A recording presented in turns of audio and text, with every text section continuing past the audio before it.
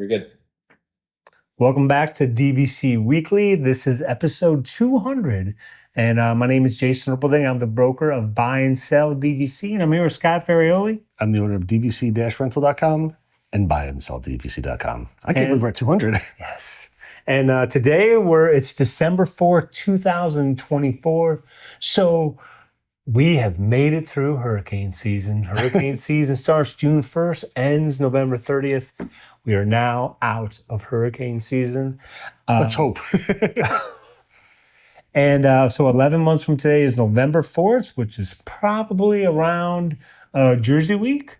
So if you need those reservations, get those reservations booked. 7 months from now is July 4th. So another busy time for reservations. That is, people are going to be on the computer today. So if you're on the computer today, making reservations, you can just put us on in the background. We'll help you through getting that reservation made. And so we're going to go right into the buy and sell side of things. And I just want to mention that when you buy a Disney Vacation Club resale, you want to start out by figuring out, which resort you want to own, how many points you want to own, and then you want to, start targeting those listings. And, most people are going to make an offer on the listing, see if the seller's going to accept, counter, say they're firm at the price. And I just want to mention, you don't need to worry about, the closing company, because my recommendation is whoever you purchase from, you just want to use the closing company that they use, because they have a relationship with that closing company. And I will tell you, the most requests that we get, like when someone makes an offer, we send them an email explaining the offer and they have to send back information. And sometimes people will send back, this is my offer, but I want to use this closing company. And basically every single time it's the closing company that we already use, which is the closing company that gets the most traction on all the different social media places and discussion boards and things like that. But you don't want to get into, I'm just going to, for example, you get a buyer that says, oh, I want to use my own closing company. I want to use my cousin. She owns a closing company that's in Kansas. I want to use that closing company. I just would not recommend even proposing that to the offer, to the seller, to the company that has the property listed with, because that closing company most likely has never done a Disney closing. They don't know the process. They don't know how, to get a points activity statement from the seller, the process to go through Disney, right of first refusal, reading the estoppel information that comes in. Plus, if you're buying from an international seller, they're going to have to handle the FERPTA process, hold the funds back.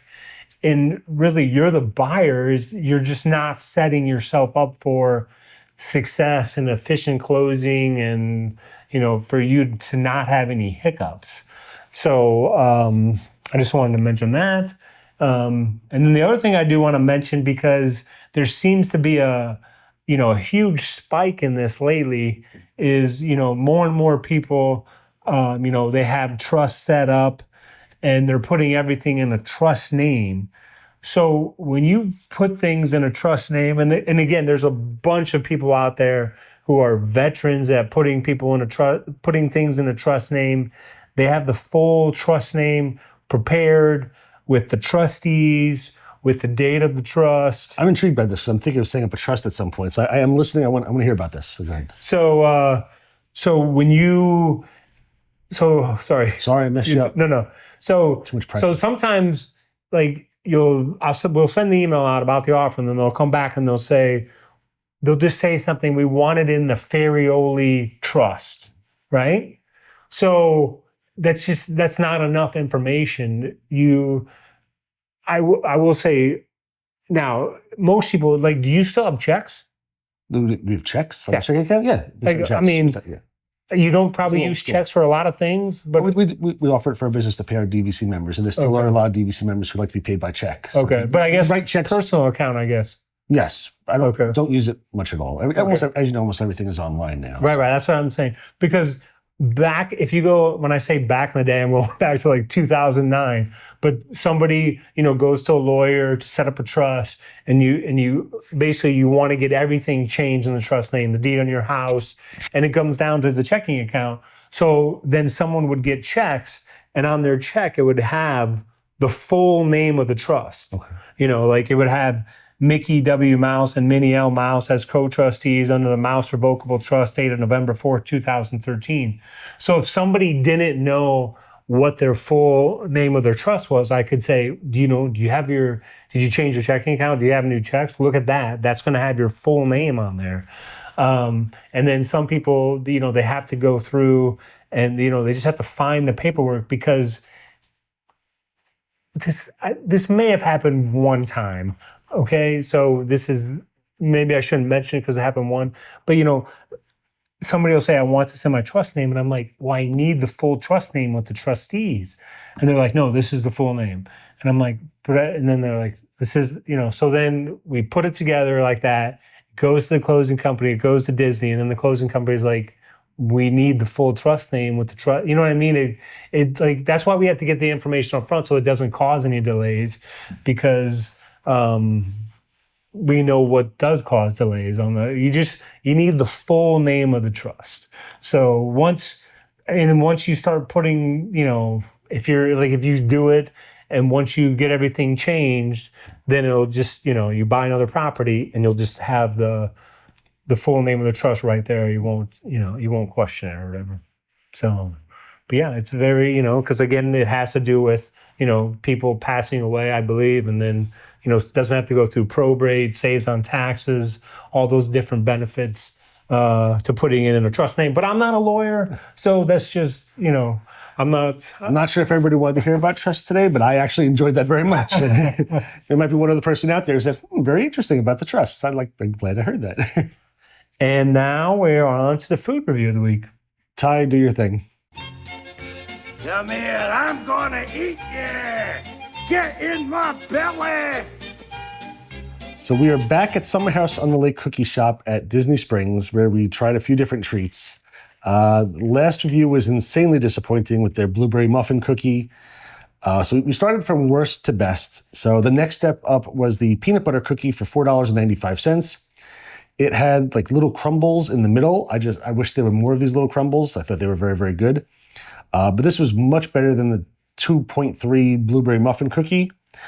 This scores a 7.4. I'd potentially get this again as long as the bakery doesn't smell like spoiled fish.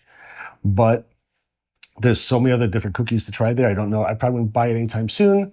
But I would get this one again. Very, very good. Plenty of peanut butter flavor, soft and chewy. And again, in like just the center, just this little section of just like peanut butter, like crunchy peanut butter stuff that was very, very tasty. So I enjoyed this cookie so much better than the blueberry muffin cookie. All right, now we're on to the DVC-Rental side of things. Recently, we were asked in the group. It said, I want to buy more points to rent. Where should I buy? To rent out? To rent out. What point should I buy to rent out? There's no real number one answer.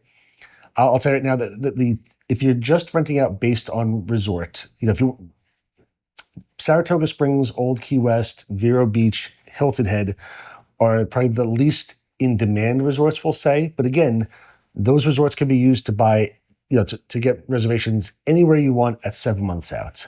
There are certain resorts, I'd say Beach Club, maybe Bay Lake Tower, Polynesian, that possibly rent out a little bit easier because there's more demand at the 11-month window, so we could rent those out faster.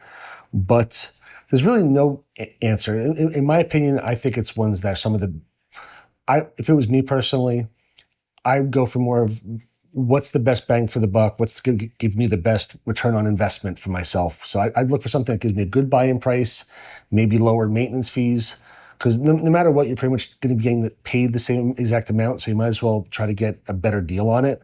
So Saratoga Springs, Animal Kingdom, always great options. Alani right now, very good option with a lower buy-in price, late expiration on Alani and Saratoga and Animal Kingdom.